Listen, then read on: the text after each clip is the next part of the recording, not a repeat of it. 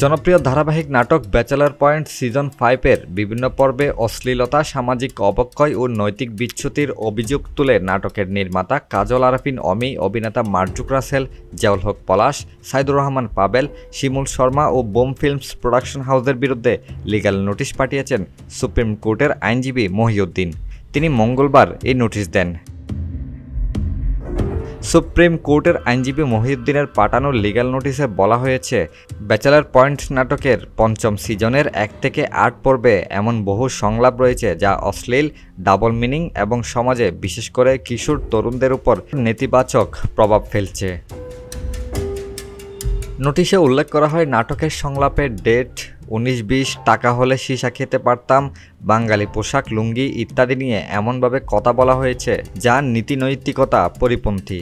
পাশাপাশি female kidney, দই ইত্যাদি নাটকের ডায়লগগুলো তরুণদের মুখে মুখে ঘুরছে যা সামাজিক শালীনতা ও পারিবারিক রুচির পরিপন্থী। এমন সংলাপ নারীদের অবমাননা করে বলেও দাবি করেছেন তিনি। নোটিশে আরও উল্লেখ করা হয়, নির্মাতা কাজল আরাফিন অমি নিজেই এক সাক্ষাৎকারে বলেছেন, নাটকটি এখন সব বয়সী মানুষের জন্য তৈরি করা হচ্ছে, অথচ নাটকের ভাষা, ভাব ও উপস্থাপনা একদমই পরিবার বান্ধব নয়, বরং এতে সামাজিক মূল্যবোধ, ধর্মীয় অনুশাসন ও সাংস্কৃতিক ঐতিহ্য ক্ষতিগ্রস্ত হচ্ছে। আইনজীবী মহিউদ্দিন আরও বলেন, জাতীয় সম্প্রচার নীতিমালা ২০১৪ এবং জাতীয় অনলাইন গণমাধ্যম নীতিমালা ২০১৭ অনুযায়ী শিশু ও কিশোরদের মানসিক গঠনে নেতিবাচক প্রভাব ফেলে এমন কন্টেন্ট প্রচার করা অপরাধ।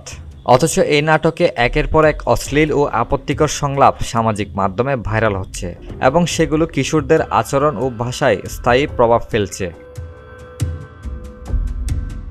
নোটিশে ৭ কার্যদিবসের মধ্যে নাটকের বিতর্কিত সংলাপ ও ভিডিওগুলো অনলাইন প্ল্যাটফর্ম থেকে সরিয়ে নেওয়ার আহ্বান জানানো হয়েছে, অন্যথায় আইনি পদক্ষেপ নেওয়ার ঘোষণা দেন নোটিশদাতা।